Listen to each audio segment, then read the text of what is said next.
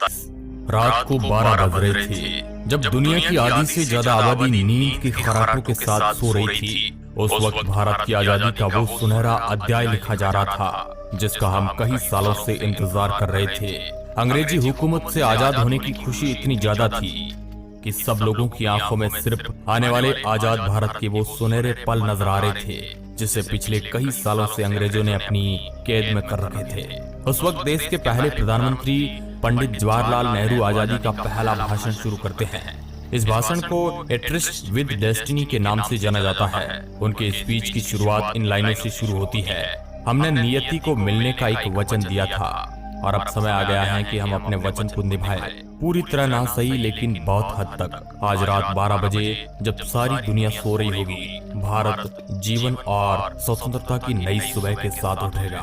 आखिरकार अंग्रेजी जकड़न की वो काली रात खत्म हुई और सूरज की पहली किरण के साथ आजादी की वह सुनहरी सुबह हुई। लेकिन ये कोई आम सुबह नहीं थी, बल्कि इस आजादी की सुनहरी सुबह को पाने के लिए कई वीरों ने अपने प्राणों का बलिदान दे दिया। लेकिन जितनी खुशी हमें आजादी की हो रही थी, तो दूसरी तरफ एक ऐसी दर्द भरी दास्तां हमारी चौखट पर दस्तक दे चुकी थी। वह थी भारत और पाकिस्तान के बंटवारे की वो लकीर। उस लकीर ने भारत और पाकिस्तान को दो अलग अलग भागों में बांट दिया और यह एक ऐसी लकीर थी जिसका खामियाजा हजारों लोगों ने अपनी जान देकर चुकाया और करोड़ों लोग अपने बसे बसाए घर को छोड़ने के लिए मजबूर हो गए। कुछ महीने पहले जो देशवासी आपस में भाई की तरह मिलकर अंग्रेजी हुकूमत से लड़ रहे थे, वह बंटवारे की लकीर की वजह से एक दूसरे के खूनी दुश्मन बन चुके थे। बंटवारे के इस विस्थापन में इंसानियत पूरी तरह खत्म हो गई।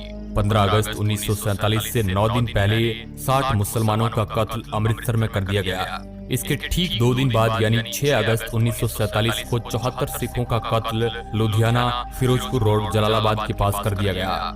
साल 1947 के अगस्त महीने के पहले सप्ताह के भीतर ही खून खराबे से अमृतसर की जमीन लाल रंग ले चुकी थी। हर रोज तकरीबन 100 से अधिक लोग अपनी जान गंवाकर बंटवारे की कीमत चुका रहे थे। उस दर्द भरी दास्तान को आज देखा तो नहीं जा सकता है, लेकिन उस पल को महसूस जरूर किया जा सकता है।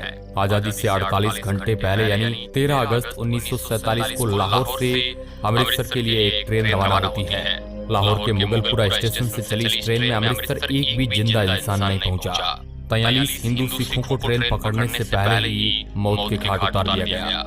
जब पंजाब बंटवारे की आग की लपटों में जल रहा था, उस वक्त दिल्ली रेलवे स्टेशन से पाकिस्तान स्पेशल ट्रेन पाकिस्तान के लिए रवाना होती है, जिसमें पाकिस्तान जाने वाले सरकारी अफसर, कर्मचारी और उनके परिवार मौजूद थे। पाकिस्तान स्पेशल को दिल्ली से शानदार विदा किया गया, मगर जैसे ही ये ट्रेन पटियाला पहुंचती है तो पहली बार किसी ट्रेन पर हमले शुरू हो गए और जिसमें एक महिला और एक बच्चे की मौत हो जाती है। और जब इस बात की खबर लाहौर और कराची पहुंची तो बदला लिया गया अमृतसर आने वाली पहली ट्रेन से। जब पाकिस्तान से वह ट्रेन अमृतसर रेलवे स्टेशन पर पहुंची तो उसमें एक भी जिंदा इंसान नहीं था। हर तरफ खून से लाल हुई ये ट्रेन अपने साथ हुए हादसे को बयां कर रही थी। जहां भी नजर जाए वहां लाशों का ढेर लगा हुआ था। किसी के हाथ कटा हुआ था तो किसी के सिर। इन बेकसूर लोगों के खून से रंगी ट्रेन ये बताने के लिए काफी थी कि बंटवारा कितना दर्दनाक था। 15 अगस्त की शाम पाकिस्तान से जो ट्रेन आई अमृतसर के रेलवे स्टेशन पर, उस ट्रेन के अंदर सिर्फ और सिर्फ लाशें ही लाशें मौजूद थी और ट्रेन के आखिरी डिब्बे पर जो लिखा था उसे सब लोग देखकर हैरान रह गए। उस ट्रेन के आखिरी डिब्बे पर एक पर्चा छिपा था जिस पर लिखा था पटेल और नेहरू के लिए आजादी का ये तोहफा है। इसके बाद दोनों तरफ से आने वाली ट्रेनों में लोगों को मारा जाने लगा, जिसमें कई बेकसूर लोग बलि चढ़ गए। हजारों लोगों को रातों रात अपना घर बार छोड़कर भारत की ओर पलायन करना पड़ा, जबकि भारत से भी कई हजारों लोगों को यहाँ से अपना घर बार छोड़कर पाकिस्तान की तरफ जाना पड़ा। कई बहन बेटियों की इज्जत लूट ली गई। सरहदों को आपस में जोड़ने वाली रेलगाड़ियां हजारों लोगों के लिए जिंदा ताबूत बन गई। ये बंटवारा इंसानी इतिहास का बहुत ही काला अध्याय माना जाता है, जिसके बारे में आज भी सुनते हैं तो शरीर में एक अलग प्रकार की सिहरन पैदा हो जाती है।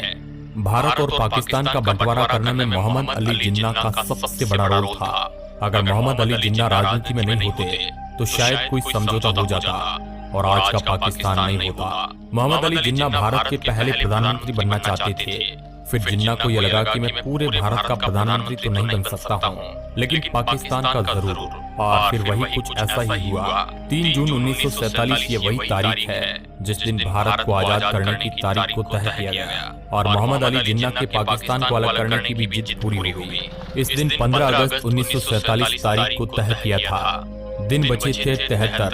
इन 73 दिनों में जमीन का बंटवारा, लोगों का बंटवारा, भारत में जमा रुपयों का बंटवारा, इसके साथ ही रिजर्व बैंक के खजाने में पड़ी सोने की ईंटें, सब कुछ बांट देना था, जो कि इतना भी आसान नहीं था। बंटवारे का यह काम 2 अनुभवी अधिकारियों के हवाले किया गया। इनका नाम था HM पटेल और दूसरे थे चौधरी मोहम्मद अली। ये दोनों लोग बंटवारे में महत्वपूर्ण भूमिका अदा कर रहे थे। इनके नीचे भी कई छोटे मोटे अधिकारी काम कर रहे थे, जो अलग अलग एरिया से रिपोर्ट बनाकर इनके पास भेज रहे थे।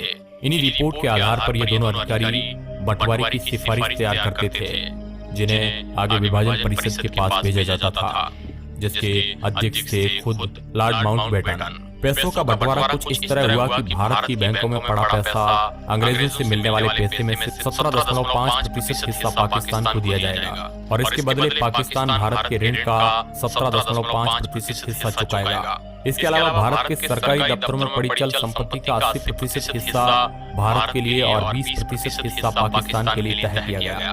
फिर इन दफ्तरों में पड़ी हर उस चीज का बंटवारा किया गया। मेज, कुर्सियां और टाइपराइटर तक की गिनती करके भारत पाकिस्तान में बांट दिया गया। इन सब चीजों को आपस में बांटने के लिए कई जगह लड़ाई तक हुई।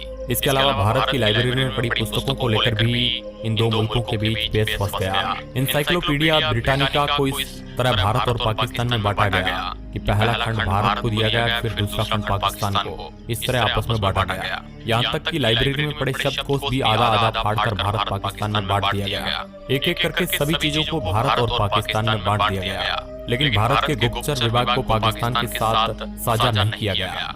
इस पर भारत के गृह विभाग ने दूरदर्शिता से फैसला लिया कि भारत के गुप्तचर विभाग में कोई किसी तरह की कमी नहीं की जाएगी और उसके अफसर इस बात पर अड़े रहे कि इस विभाग की एक फाइल तो छोड़िए, शाही तक हम पाकिस्तान नहीं जाने देंगे। इसके साथ ही पाकिस्तान के पास नोटों को छापने के लिए प्रेस नहीं थी और उस वक्त भारत में भी नोटों की छपाई के लिए एक ही प्रेस मशीन थी और भारत ने उस प्रेस को पाकिस्तान को देने से मना कर दिया, जिसके बाद पाकिस्तान ने काम चलाने के लिए भारतीय नोटों पर ही अपनी मोहर लगाकर करेंसी के रूप में इस्तेमाल किया। इसके अलावा एक बंटवारा और अहम था, वह था भारतीय सेना का, जिसमें हिंदू, मुस्लिम, सिख सब थे।